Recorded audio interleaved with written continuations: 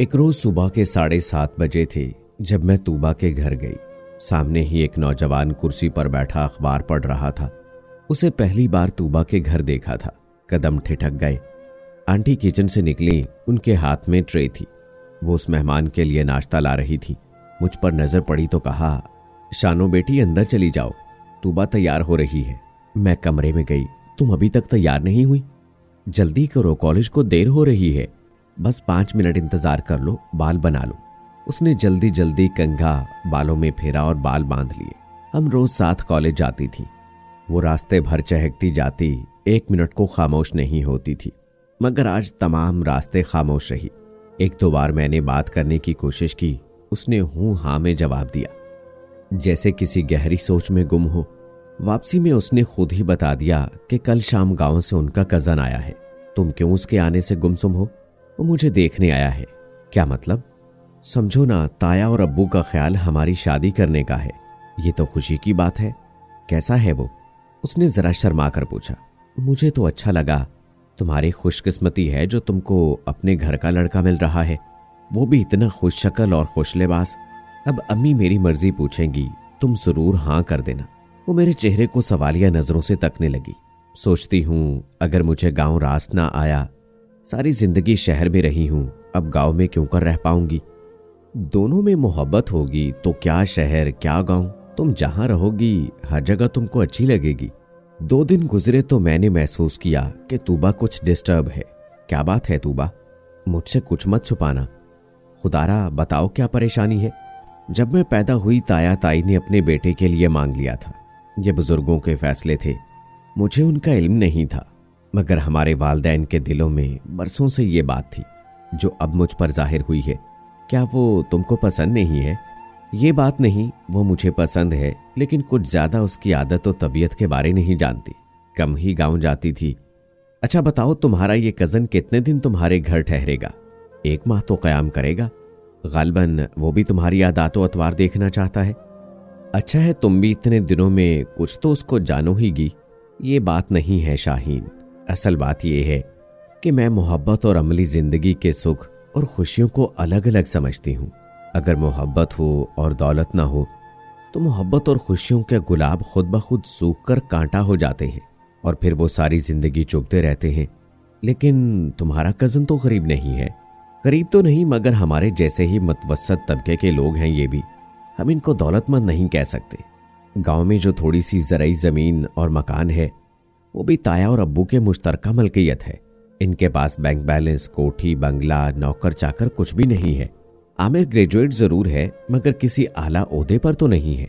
मैं अपनी बचपन की दोस्त के मुंह से ये बातें सुनकर हैरान रह गई।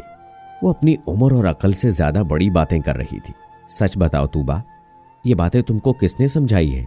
पहले दिन आमिर के आने से तुम खुश थी, लेकिन इसके बाद तुम कश्मकश का शिकार हो। जरूर इस मौजू पर किसी ने तुमसे बात की है। मेरी छोटी चची ने मुझसे ये बातें कही हैं जो शहर में रहती हैं। वो खुशहाल घर की थीं, मगर शादी हमारे चचा से हो गई जो ज्यादा खुशहाल ना थे। तभी उनको अपनी आरजुओं को हसरतों में बदलना पड़ा।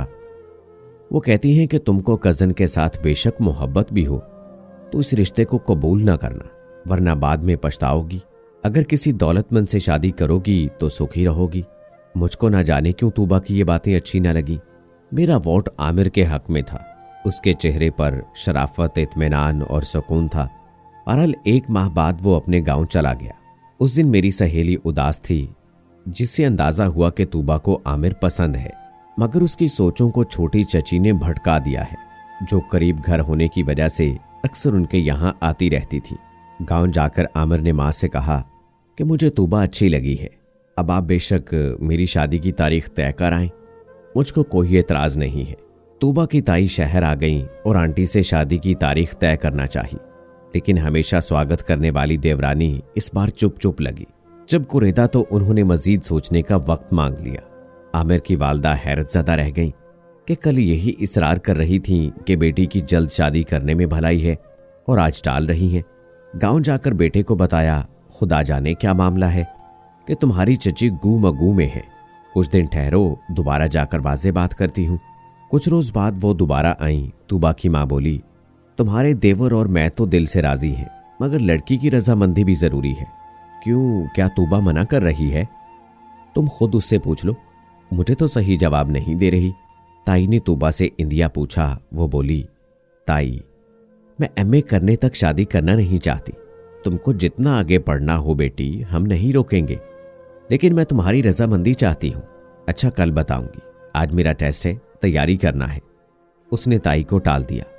कॉलेज में मुझसे तमाम अहवाल बताकर तूबा ने सवाल किया, शानो समझ में नहीं आ रहा अभी तक, क्या फैसला करूं, क्या जवाब दूं उनको? सोचो मत और फौरन हां कह दो। मैंने उसको मशवरा दिया। अगले दिन वो मिली तो मैंने पूछा, कहो तुमने क्या जवाब दिया? मैं हां करना चाहती थी, मगर छोटी चची मुझे अपने साथ घर ले गई और काफी दिमाग खाया कि हरगिज हां मत करना, सोचने के लिए वक्त ले लो। एक और बहुत ही अच्छा रिश्ता है मेरे पास, वो दौलतमंद लोग हैं और लड़का भी खूबसूरत है। एक नजर उसे भी देख लो, फिर जो चाहो फैसला कर लेना। गर्ज तूबा की ताई वापस चली गई क्योंकि उसको उसकी चची ने हां नहीं कहने दी। उसने तूबा की मां से भी कहा कि बच्चियां ना समझ होती हैं, आप मामला लड़की पर मत छोड़िए। यही बात तूबा के वालिद ने बीवी से कही, मगर आंटी ने ना जाने क्या सोचकर बेटी की मर्जी को अहमियत दी और आमिर की वालदा को यही जवाब दिया कि लड़की आप ही की है, मगर दबाव मत डालिए। जल्दी किस बात की है? बच्ची को सोचने के लिए थोड़ी सी मोहलत देने में कुछ हर्ज नहीं। आप लोग गांव में रहते हैं और ये बचपन में कभी वहां गई थी तभी हिचकिचा रही है। गांव का माहौल शहर से मुख्तलिफ होता है, शायद वहां दिल ना लगा पाए तभी घबराहट का शिकार है। ताई के जाते ही छोटी चची रिश्ता लेकर आ गई। अम्मी को बताया कि शहरी लोग हैं, दौलत की रेल पेल है। लड़का अपने बड़े भाई के हमरा दुबई में कारोबार करता है, उनकी बड़ी कमाई है। बस एक बार उनका घर चलकर देख लो, फिर फैसला करना। घर में 2 गाड़ियां और नौकर चाकर, शानदार फर्नीचर है। तुम्हारी बेटी के नसीब खुल जाएंगे। मेरे बरसों के जानने वाले हैं। कब से लड़के की मां पीछे पड़ी है कि तूबा से रिश्ता करा दो। उन्होंने मेरी आतिका की शादी में तुम्हारी बेटी को देखा था और एक नजर में पसंद कर लिया था। बड़े भाई का मामला था तो ही मैंने दिल में बात दबाए रखी। अब जब लड़की गांव जाने से गुरेजा है, ये रिश्ता आमिर से कहीं बेहतर है। बेटी के मुस्तकबिल को देखो, रिश्तों नातों को ना देखो। रिश्तेदारी अपनी जगह, मगर औलाद का मुफाद अव्वल है। गर्ज उन्होंने अपनी चरब जुबानी से आंटी की सोच का रुख मोड़कर उनके जहन को अपनी मुट्ठी में ले लिया। यूं छोटी चची के बहुत इसरार पर आंटी लड़के वालों के घर गई। मकान तो वाकई शानदार था, फर्नीचर भी जदीद और उम्दा गाड़ियां भी थीं। लड़के की माँ और बहन गर्मजोशी से मिली, तवाज़ो की, मगर लड़का मौजूद न था। वो बकौल उसकी माँ के दुबई में था। अलबत्ता तस्वीर दिखाई, शक्ल वाजबी थी। तभी तूबा की चची ने कहा, मर्दों की शक्ल कौन देखता है, कमाई और इखलाक देखना चाहिए और बस। बीवी ने शौहर को राजी किया और बहुत इसरार करके उनको भी लड़के के घर ले गई। तूबा के वालिद की आंखें उनकी शान शौकत को देखकर खुली की खुली रह गई। गैराज में कीमती और नई गाड़ियां मौजूद थीं। घर आए तो सोचा रिश्ता तो ठीक है, मगर अब बड़े भाई को क्या जवाब देंगे। बीवी ने लगाम बेटी के हाथ में थमा दी। शौहर से कहा, अपनी कहिए और न मेरी सुनिए, अब बस बेटी की रजा के मुताबिक फैसला कर दीजिए। कच्ची उम्र की तूबा को तो उसकी चची पहले ही शीशे में उतार चुकी थी। तूबा ने चची के बार बार कहने से उसी रिश्ते के लिए हां कह दी। बहाना यह किया कि यह शहर का रिश्ता है, मैं गांव में हरगिज न रह सकूंगी, जहां 8-8 घंटे बिजली नहीं आती, जहां घर में चूल्हा लकड़ियों से जलता है। ऐसी जिंदगी उम्र भर क्यों कर बसर करूंगी। ये वही तूबा थी जिसने कहा था कि आमिर मुझे दिल से पसंद है, चलो गांव में जैसी भी जिंदगी है, शादी के बाद उसे भी शहर ले आऊंगी। अब वही थी कि दौलत के ख्वाब और नई गाड़ी की चमक दमक ने उसका जहन पलट दिया और उसने भी बहती गंगा में हाथ धोने का अरमान पूरा करने की ठान ली।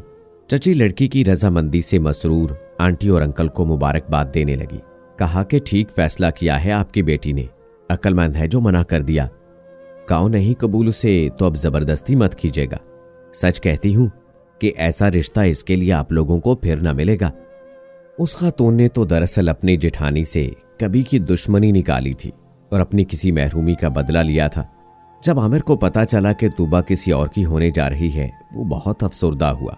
बेटे को अफसुर्दा देखकर बड़े ताया ने तूबा के वालिद को खत लिखा कि ये तुम क्या गलती कर रहे हो, अभी तीर कमान से नहीं निकला है, क्यों अनजानों में फंस रहे हो और अपनों को ठुकरा रहे हो। कहीं ऐसा ना हो कि बाद में पछताना पड़ जाए। खत आंटी के हाथ लगा। शौहर को ना बताया कि आपके भाई का खत आया है। उन्होंने बेटे की शादी की तारीख रख दी और रुखसती की तैयारियां शुरू कर दी गई। दुल्हा और उसके भाई को शादी से चंद रोज कबल दुबई से आना था। उधर पास पड़ोस वालों ने कह दिया कि हाँ, ये ठीक लोग हैं, किसी के लेने देने में नहीं, बस अपने बिजनेस में मगन है। मोहल्ले वालों को उनसे कभी कोई तकलीफ पहुंची है और ना शिकायत है। अलबत्ता मिलना मिलाना कम रहता है क्योंकि कफायत शार किस्म के हैं। कर्ज पड़ोसियों ने ना तो गुन गाए और ना खुलकर बुराई की। जो महसूस करते थे कह दिया। उनकी बातों से भी तूबा के वालिद मुतमईन हो गए कि पड़ोसियों की राय अहमियत रखती है। तूबा शादी के दिन खुश थी। ससुराल से भारी जेवरात और कीमती कपड़े आए थे। लेकिन शादी की रात जो ही दुल्हा ने घूंघट उठाया, उसे अपना बदवजा सा और वाजबी शक्ल का दूल्हा अच्छा ना लगा। दिल के किसी गोशे में तो आमिर की हसीन सूरत नक्श थी, जिसको महज दौलत की वजह से उसने ठुकरा दिया था। आमिर से लगाव था, मगर दुल्हा की पहली झलक देखकर उसको पता चला कि वो लगाव मामूली ना था, बल्कि वो तो मोहब्बत थी जिस पर उसकी बेअक्ली का पर्दा पड़ गया था। कभी कभी बाज लड़कियां ऐसा फैसला उजलत में कर लेती हैं कि पसंद कोई होता है, मगर दूसरे के बहकावे में आकर शादी किसी दौलतमंद से कर लेती है। शादी के फौरन बाद उसका दुल्हा वापस दुबई चला गया और वो ससुराल में अकेले दिन बिताने पर मजबूर हो गई। नई दुल्हन का चाव चंद दिन किया गया। उसके बाद असल हालात खुले कि ये लोग जाहिरी टिपटॉप पर खर्च करने वाले और असल में बहुत कंजूस थे। अच्छा खाते थे और ना ही खुशियों पर कुछ खर्च करने के कायल थे। दौलत को जमा करना ही उनका नस्बुलैन था, या फिर पैसे को ऐसे मामलात पर खर्च करना पसंद करते थे जिससे उनका नाम हो। सास ने चंद दिन बाद तूबा से तमाम जेवर लेकर लॉकर में रखवा दिए। कहा कि बेटी, घर में रखने से चोरी चकारी का खतरा रहता है।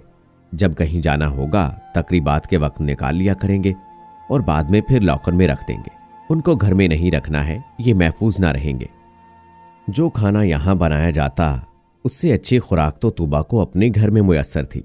यहाँ गोश्त पुलाव वगैरह तो कभी कभार किसी खास मौके पर पकाया जाता था, वरना आलू दाल या फिर चटनी अचार से काम चलता। सास कहती, ज्यादा पकवान से किचन में किस कदर फैलावा रहता है, कौन समेटे और सफाई करे रोज रोज। कम कम पकाना ही अच्छा है। बर्तन भी ज्यादा खराब नहीं होते, वरना नौकरानियों के नखरे उठाने पड़ते हैं। वो नुकसान अलग करती हैं और मुलाजमा की तनख्वाह बचती है। उनकी बातें अच्छी लगी थी, लेकिन तूबा को इस कदर कफायत शारी की आदत ना थी। जबकि अल्लाह ने इतना बहुत दिया था तो एक मुलाजमा रखने में क्या हर्ज था। काम काज में किसी मावन की तो जरूरत रहती है, जबकि घर भी बड़ा हो। मगर सास ने बारियां लगा दी कि एक रोज उसकी लड़कियां काम करेंगी और एक दिन दुल्हन करेगी। हाँ, ड्राइवर, माली, सौदा सलफ लाने वाला मुलाजिम जो घर के कुछ और काम भी कर देता था, उनको रखा हुआ था। चौकीदार भी मौजूद था, लेकिन तूबा को मुलाजमा की सहूलत ना दी गई। तूबा कहती, जो लोग खुद अच्छा ना खाते हों वो बहू को क्या खिलाएंगे। वो सूख कर कांटा हो गई, रंगत काली पड़ने लगी। वो उसको जेब खर्च के लिए फूटी कौड़ी ना देते थे, ना ही कपड़े उसकी पसंद के बनते थे और ना खाना ढंग का पकता था।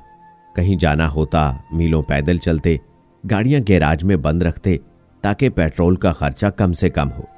अब तूबा को पता चला कि मोहब्बत क्या चीज होती है। ताया ताई की मोहब्बत ठुकराकर खुद को वो अब खाली दामन महसूस करती थी। अब अपने खानदान के अफराद याद आते जो रोज फ्रूट और दूसरी पसंद की अशिया थैले भर भर कर लाते थे। तूबा जब आती मुझसे गले लगकर रोने लगती, कहती, शौहर का तो पता नहीं, लेकिन रुपया बेशुमार आता है।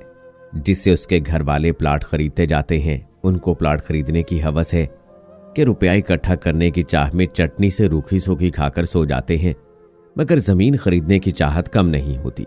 ऐसी जमीन खरीदने का क्या फायदा। ना अच्छा खा सकते हैं और ना कहीं तफरीह पर आ जा सकते हैं। पाई पाई बचाकर रुपए जोड़ते रहते हैं। मैं तो फ्रूट की शक्ल को तरस गई हूं। ये लोग इतने कंजूस और ज़रपरस्त हैं कि मुझी को नहीं, खुद को भी छोटी छोटी खुशियों के लिए तरसाते रहते हैं। जब कभी उसका शौहर दुबई से आता, उसके लिए कोई तोहफा ना लाता, 2-4 दिन साथ गुजार कर वापस चला जाता। उसने एक बार भी उसे कहीं की सैर न कराई। अब तूबा दुआ करती, ऐ काश ये दौलत ना रहे और मोहब्बत मिल जाए। मगर मोहब्बत नसीब से मिलती है, मांगने से नहीं। अपने नसीब को उसने खुद ठुकराया था।